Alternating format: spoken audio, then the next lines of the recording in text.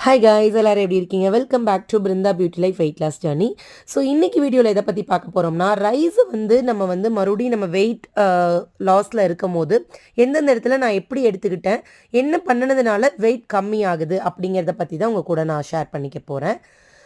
So rice என்னால் டோட்டலாக skip பண்ணவே முடியல பிருந்தாக்கா. அது ரொம்ப கிரேவிங்ஸாக இருக்குது. எனக்குமே அப்படி தாங்க, ரைஸை ஸ்கிப் பண்ண முடியாது. நான் எடுத்துக்கிறேன், நீங்கள் வீடியோவில் காட்டியிருக்கிற மாதிரி. ஒரு நேரம் ரைஸை எடுத்துக்கிட்டு சிக்கன் வச்சு சாப்பிட்டேன். ஒரு நேரம் ஒரு ரச சாதத்து கூட ஒரு எக்கு ஆம்லெட் போட்டுட்டு சாப்பிட்டேன். அப்புறம் பார்த்தீங்கன்னா அரிசியும் பருப்பு ப்ளஸ் இஞ்சி ஊறுகாய் லைட்டாக வச்சுக்கிட்டு சாப்பிட்றேன். ஸோ இதெல்லாம் நான் இந்த மாதிரிலாம் ஃபுட் எடுத்துக்கும் போது கண்டிப்பாக வாக்கிங் எக்ஸசைஸ் நான் பண்ணாமல் இருக்கிறது இல்லைங்க. வாக்கிங் எக்ஸசைஸ் கண்டிப்பாக பண்ணுறேன்.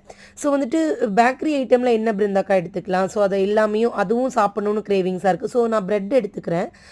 மைதா தான், ஸோ எடுத்துக்கக்கூடாது. இருந்தாலும் கிரேவிங்ஸாக இருக்கும் போது 2 ப்ரெட்டு 2 ஆம்லெட் போட்டு சாப்பிட்டுட்டேன். இதுதான் என்னுடைய காலை உணவாகவே இருந்ததுங்க. ஸோ மறுபடியும் இதோடு விடுறது கிடையாது. வாக்கிங் ஆர் எக்ஸசைஸையும் கண்டினியூ பண்ணுறோம் நம்ம. அப்படி நீங்கள் கண்டினியூ பண்ணினா மட்டும்தான் வெயிட் லாஸ் அப்படிங்கிற ஒரு விஷயத்தை நம்மளால் அச்சீவ் பண்ண முடியுது.